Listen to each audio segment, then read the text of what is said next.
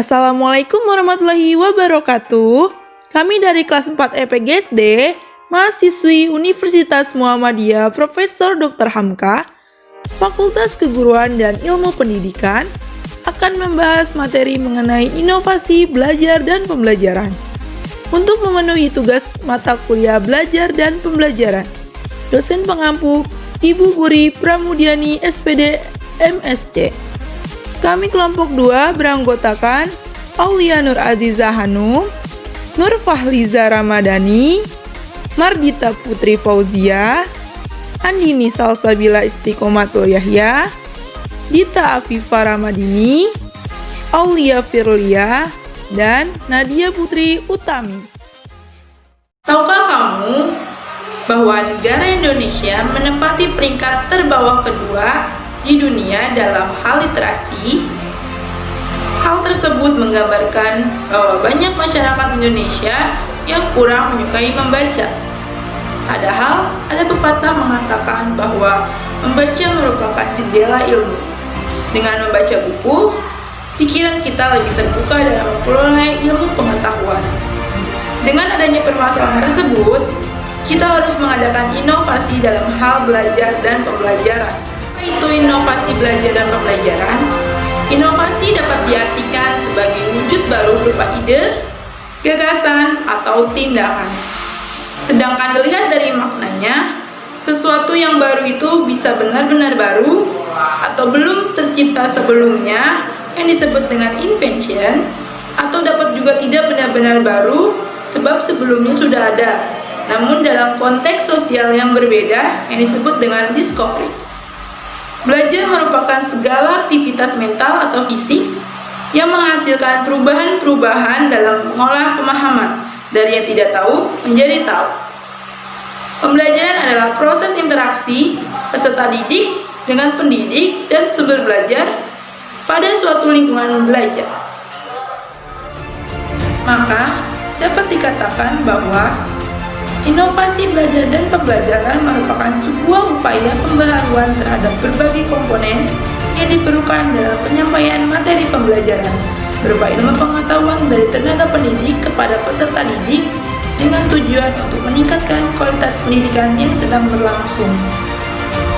Adapun strategi atau rancangan inovasi belajar dan pembelajaran. Yang pertama, kuasai teori pembelajaran. Yang kedua, perkaya pemahaman pada metode pembelajaran. Yang ketiga, pelajari kembali materi yang akan diajarkan. Yang keempat, kenali kondisi kelas dan peserta didiknya. Yang kelima, lakukan observasi pada pembelajaran sebelumnya. Yang keenam, evaluasi pada pembelajaran sebelumnya. Yang ketujuh, mengadakan perbaikan pada pembelajaran sebelumnya. Kemudian, ada macam-macam inovasi pembelajaran. Apa itu e-learning? E-learning adalah suatu cara dalam proses belajar mengajar yang menggunakan media elektronik dan menggunakan internet sebagai perantara dalam proses belajar mengajar tersebut.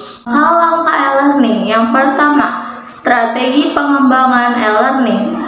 Terdapat ada dua, yaitu analisa dan grand design. Yang kedua, ada penyiapan sumber daya manusia. Terdapat ada dua, yaitu paradigma dan skill. Yang ketiga, pemilihan dan implementasi teknologi e-learning. Yang keempat, pengelolaan. Yang kelima, peluncuran sistem. Hal-hal yang perlu diperhatikan dalam e-learning. Yang pertama, sederhana. Yang kedua, personal. Yang ketiga, cepat. Di dalam e-learning terdapat kekurangan e-learning dan kelebihan e-learning. Selanjutnya itu ada pembelajaran quantum learning. Pembelajaran quantum learning adalah kiat, petunjuk, strategi, serta proses belajar yang memberikan pemahaman dan daya ingat kepada peserta didik, serta membuat proses belajar yang menyenangkan dan bermanfaat. Jadi, model pembelajaran quantum learning ini adalah model pembelajaran yang menekankan pemahaman dan menekankan kesenangan kepada peserta didik. Nah, tokoh utama dari Pembelajaran quantum learning ini adalah Bobby de Porter. Ialah pencetus serta penemu utama dari pembelajaran quantum learning. Ada 5 langkah-langkah dan 5 sintaks dari pembelajaran quantum learning yang dicetuskan oleh Bobby de Porter yang disebut dengan istilah tandur. T-nya itu adalah tumbuhkan, A-nya itu adalah alami, N-nya itu adalah namai, D-nya itu adalah demonstrasikan, U-nya adalah ulangi, R-nya itu rayakan. Berikut adalah kelebihan serta kekurangan pembelajaran quantum learning. Selanjutnya ada quantum teaching. Quantum adalah interaksi yang mengubah energi menjadi cahaya. Quantum teaching adalah orkestrasi bermacam-macam interaksi yang ada di dalam dan sekitar momen belajar. Interaksi-interaksi ini mencakup unsur-unsur untuk belajar efektif yang mempengaruhi kesuksesan siswa. Interaksi-interaksi ini mengubah kemampuan dan bakat alami siswa menjadi lebih baik yang akan bermanfaat bagi mereka sendiri maupun orang lain. Jadi, dapat disimpulkan bahwa quantum teaching adalah usaha maksimal yang dilakukan oleh warga belajar untuk meningkatkan pengalaman dan hasil belajar dengan menyertakan segala potensi yang ada pada dalam diri dan lingkungan. Ini adalah langkah-langkah model pembelajaran quantum teaching.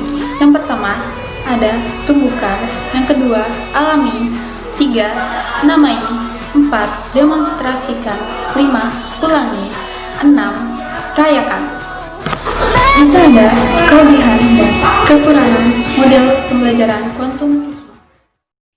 Selanjutnya ada accelerated learning. Accelerated learning adalah dua kata yang digabungkan menjadi satu, yaitu accelerated yang mempunyai arti dipercepat dan learning yaitu pembelajaran. Jadi, dalam segi bahasa, accelerated learning adalah pembelajaran yang dipercepat. Langkah-langkah accelerated learning menurut Colin Rose dan Malcolm J. Nichol menggunakan singkatan MASTER, M-A-S-T-E-R. M ada motivating your mind, artinya memotivasi pikiran. A. Acquiring the information, artinya memperoleh informasi. S. Searching out the meaning, artinya menyelidiki makna. T. Triggering the memory, memicu memori. E. Ada exhibiting what you know, memamerkan apa yang Anda ketahui. R.